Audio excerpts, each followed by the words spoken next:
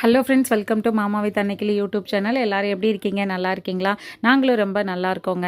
நம்மளோட 30 days weight loss சேலஞ்சில் இன்றைக்கி வெற்றிகரமாக டே 22ல் இருக்கும்.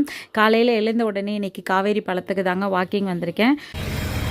அதே சூரியன் இந்த தெரியல, ஆமாம் தெரியல, அதிகாலை 6 மணி ஆச்சுங்க. இன்றைக்கி நாங்கள் வந்து வாக்கிங் வந்திருக்கோம் காவேரி பாலத்துக்கு. நிறைய சிஸ்டர் வந்து நானும் திருச்சி தான் அப்படின்னு சொல்லி கேட்டிருக்கீங்க. ரொம்ப சந்தோஷமாக இருக்குது. திருச்சி மக்கள் நம்ம வீடியோ பார்க்குறது வந்து மிக்க மகிழ்ச்சி. ரொம்ப நாளாக ஆயிடுச்சுங்க. ஒரே மழை, ஒரு வாரமாக வந்து திருச்சியில் சரியான மழை. அதனால் வாக்கிங்கே வரல. ஒரு வாரம் கழித்து இன்றைக்கி தான் வந்து வாக்கிங் வந்திருக்கோம். சில்லுன்னு கிளைமேட்டு சூப்பராக இருக்குது. இந்த கிளைமேட்டில் வாக்கிங் போகிறது வேறு லெவல் எக்ஸ்பீரியன்ஸ். மேக்ஸிமம் வந்து வீட்டுக்குள்ளேயே எக்ஸசைஸ் பண்ணுறத விட இந்த மாதிரி வெளியில் வந்து எங்கேயாவது வாக்கிங் போங்க. ஏதாவது பார்க்கில் ஏதோ ஒரு இடத்துல வந்து வாக்கிங் போங்க. அது வந்து நல்ல ஒரு ரிஃப்ரெஷிங்காக, மைண்டுக்கு வந்து ரிலாக்ஸ்டாக நல்லா இருக்கும். ட்ரை பண்ணி பாருங்கள். நாங்களும் அப்படி தான் இன்றைக்கி வந்து வந்திருக்கோம். ஏதாவது சொல்ல விரும்புகிறீங்களா? சரி, ஓகே. என் ஃபேஸ் ஏதோ பிரைட்டாக இருக்கிற மாதிரி இருக்கியா?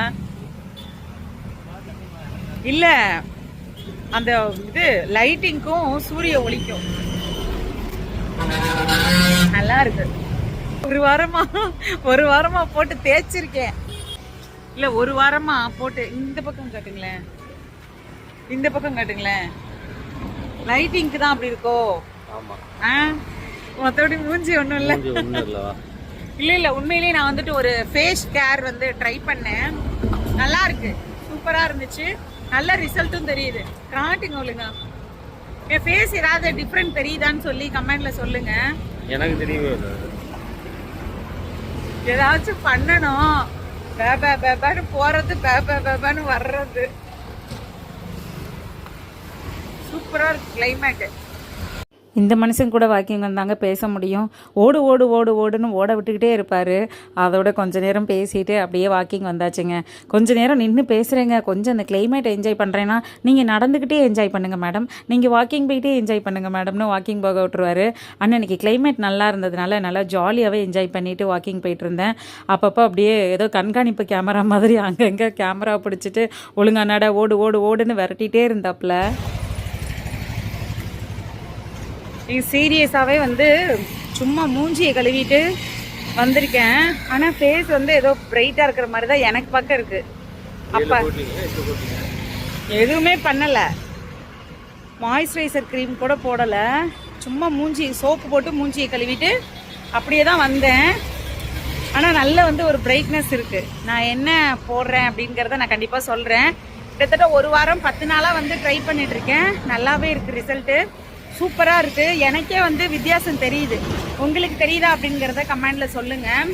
நல்லா இருக்குது. நல்ல ஒரு என்ன சொல்கிறது, நல்ல ஒரு க்ளோ இருக்குது.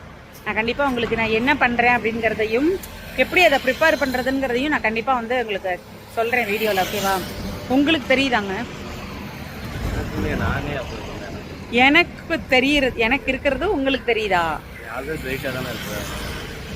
ஆமாம் ஆமாம், சொல்லுப்பா. இல்லை, இப்போ நான் அதை அப்ளை பண்ணுறேன்ல, அதுக்கப்புறம் ஏதாச்சும் வித்தியாசங்கள் தெரியுதா? முகம் கொஞ்சம் பளிச்சுன்ற தெரியுன்றதா?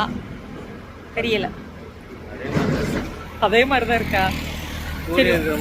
தெரியாது. சரி, நீங்கள் சொல்லுங்க. அவருக்கு வந்து ஒரு வாரம் டூர் போயிட்டு வரேன். அது சரி.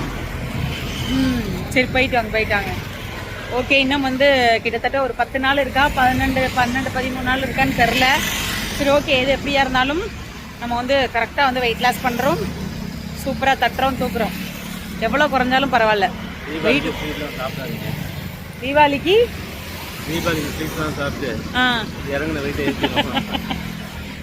ஆமாம், தீபாவளிக்கு தான் என்ன பண்ணுறதுன்னு தெரியல. முறுக்கு புளிவோமாங்க. ஒரு பாக்கெட் வாங்கிட்டு இந்த மனுஷன் இப்படி தாங்க சொல்லிக்கிட்டே இருக்காரு. முறுக்கு வேணாம், அதிரசம் வேணாம், பிள்ளைங்களுக்கு என்ன பண்ணுறது? ஆனால் வேணான்றாங்க. நான் சும்மா ஒரு சாஸ்திரத்துக்கு செய்யணும்ல, அதுக்காக ஒரே ஒரு 1/2 கிலோ பாக்கெட் மட்டும் வாங்கி வீட்டில் சுட்டு சாமி கும்பிடணும். எண்ணெய் சட்டி வைக்கிறதுக்காக முறுக்கெல்லாம் அரைச்சிக்கிட்டு இருந்தோம்னு வச்சுக்கோங்களேன், நம்ம வந்து 2 படி 3 படி அந்த மாதிரி போட்டு அரைச்சி சுட்டுக்கிட்டு இருப்போம் வேலையத்து. அதனால அந்த வேலையெல்லாம் வேணாம், சும்மா ஒரு 1/2 கிலோ மாவு பாக்கெட்டை மட்டும் வாங்கி வீட்டில் எண்ணெய் சட்டி வைக்கணுங்கிறதுக்காக சுட்டுறலாம் அப்படிங்கிற மாதிரி பார்க்குறேன். இப்போ ஏதோ ரெடிமேட் அதிரசம்லாம் வந்திருக்காம்ல, அதெல்லாம் கொஞ்சம் நீங்கள் நல்லா இருக்கா என்னங்கிறத கமெண்டில் சொல்லுங்கள். அதில் ஒரு பேக்கெட் வாங்கி சாஸ்திரத்தை முடிச்சு விட்றலாம் அப்படிங்கிற மாதிரி தான் யோசிச்சுட்டு இருக்கேன். பட் பார்ப்போம் என்ன பண்ணலான்னு. நீங்களாம் என்ன பண்ணுறீங்க, என்ன சுட்டிங்க அப்படிங்கிறதையும் கமெண்டில் சொல்லுங்கள். தீபாவளிக்கு எப்படியும் ஒரு வாரத்துக்கு முன்னாடியே எல்லோரும் ரெடி பண்ணியிருப்பீங்க பலகாரங்கள் செய்கிறதுக்கு.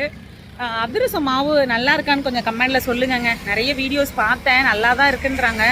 இருந்தாலும் எனக்கு வாங்கிட்டு வீணாக போயிடுச்சுன்னா மனசு கஷ்டமாக இருக்கும்.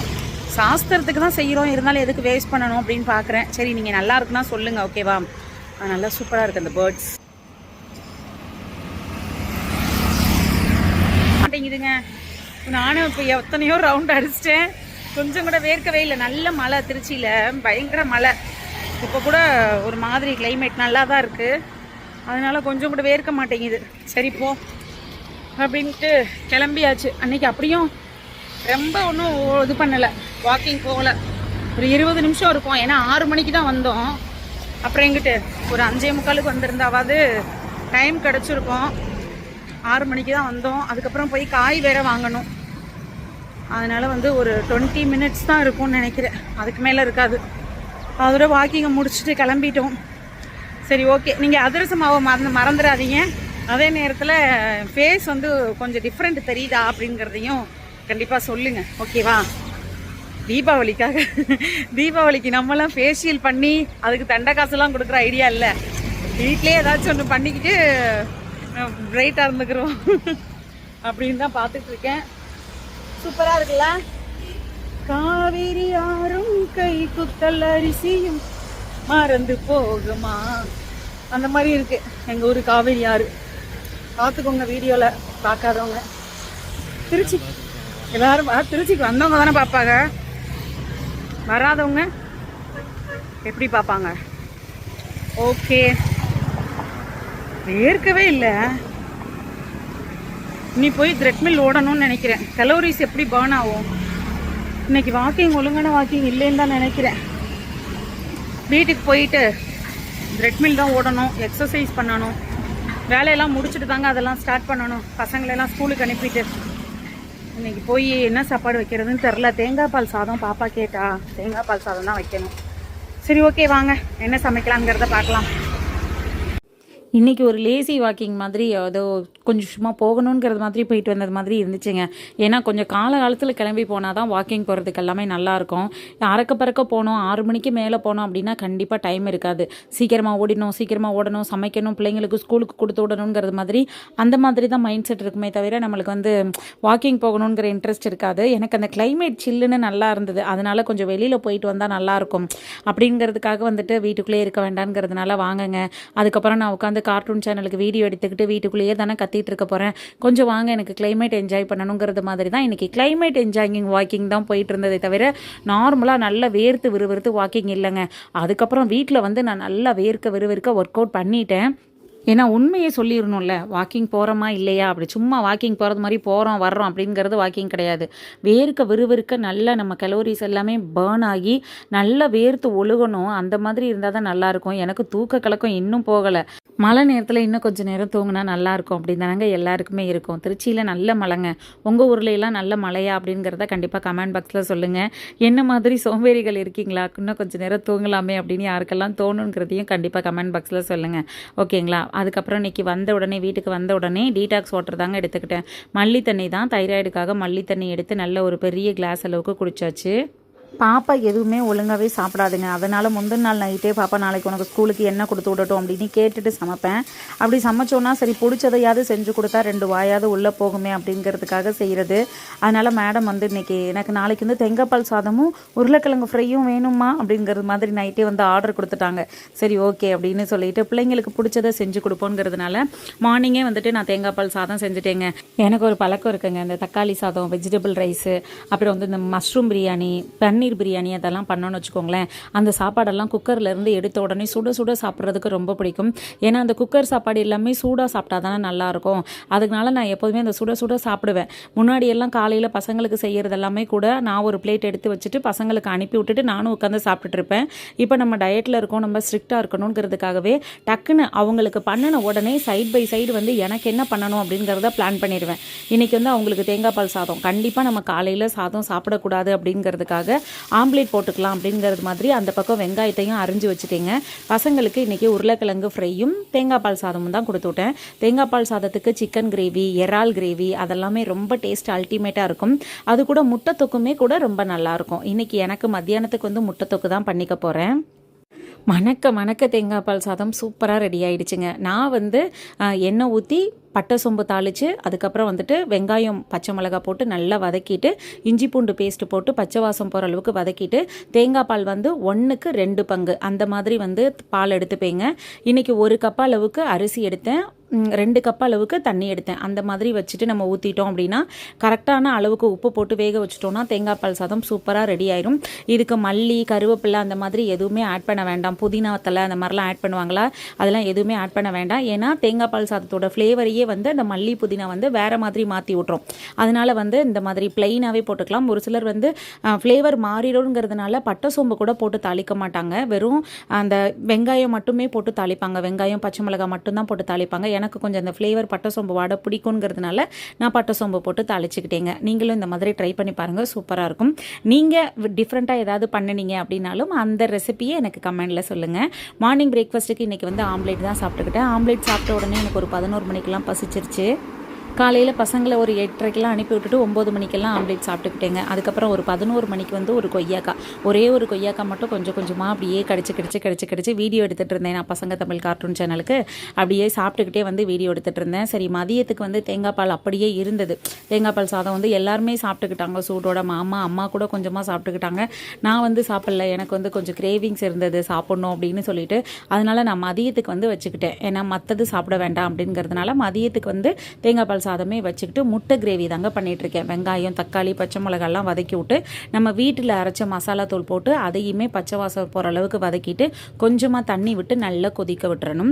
அதுக்கப்புறம் இந்த பக்கம் முட்டையை வேக வச்சு அதை வந்து அப்படியே நடுவில் கீத்து மாதிரி நறுக்கியும் போடலாம். இல்லைன்னா அதை முழு பீஸாக நறுக்காமல் அங்கங்கே அப்படியே ஒரு மாதிரி லைட்டாக கீரல் மட்டும் போடுவாங்கள்ல, அந்த மாதிரி கீரல் போட்டு முழு முட்டையாகவும் போடலாம். அந்த மாதிரி போட்டோம்னா இன்னுமே டேஸ்ட்டு நல்லாயிருக்கும். நான் வந்து அப்படியே நடுவில் கீத்தாக நறுக்குவோம்ல, அந்த மாதிரி தான் பீஸாக நறுக்கி வச்சுருக்கேன். இந்த மாதிரி போட்டு தான் இன்றைக்கி நம்ம வீட்டில் வந்து முட்டை கிரேவி பண்ண போகிறேன். முட்டை கிரேவி எல்லாருக்குமே தான் கொடுப்பேன் மத்தியானத்துக்கு, எனக்கு மட்டுமே இல்லைங்க, எல்லாருமே சேர்ந்து தான் சாப்பிட்டுப்போம். ஒரு நாளைக்கு ஒரு முட்டை வந்து ஹோல் எக்காக சாப்பிடுவேங்க. மற்றபடி வந்து அடுத்த வேளையும் நான் முட்டை எடுத்துக்கணும், எனக்கு வேறு எதுவும் சாப்பிடலை அப்படின்னு நினச்சோன்னா நான் வந்து ஒயிட் மட்டும் எடுத்துப்பேன். இதுக்கு வந்து நம்மளுக்கு சிக்கன் கிரேவி இன்றைக்கி எடுக்கலாம். இன்றைக்கி வந்து அம்மா இன்றைக்கி நான்வெஜ் எதுவும் வேண்டாம், அதாவது மற்றது எதுவும் வேண்டாம், கொஞ்சம் ரசம் வை, வாய்க்கு நல்லா இல்லை அப்படிங்கிற மாதிரி சொன்னாங்க. ஏன்னா அவங்களுக்கு சுகர் பேஷண்ட்டுங்கிறதுனால காலையிலேயே தேங்காய் பால் சாதம் சாப்பிட்டது ஒரு மாதிரி தலையை சுற்றிட்டு இருந்திருக்கும் போல் இருக்குது. அதனால் அம்மாவுக்கு ரசம் வச்சுட்டு கொஞ்சமாக மல்லி துவையில் அரைச்சி கொடுத்துட்டு அவங்க சாப்பிட்டுக்கிட்டாங்க. அப்புறம் இந்த முட்டையும் எடுத்து வச்சு கொடுத்து அம்மா சாப்பிட்டுக்கிட்டாங்க. நான் வந்து இதில் உள்ள முட்டையில் ஒரு முட்டையில் மட்டும் எல்லோ சாப்பிட்டுக்கிட்டேங்க, 2 முட்டையில் ஒயிட் மட்டும் சாப்பிட்டுட்டு மத்தியானம் லஞ்சை முடிச்சாச்சு. இதுதான் தேங்காய் பால் சாதத்தோடு சேர்த்த லஞ்சை வந்து முடிச்சாச்சு. ஈவினிங் ஒரு 5 to 6 o'clock போல் ஒரு கிளாஸ் கப்பை வந்து டீ குடிச்சேங்க. அவ்வளோதான் இன்றைக்கி என்னோட டயட் பிளான்.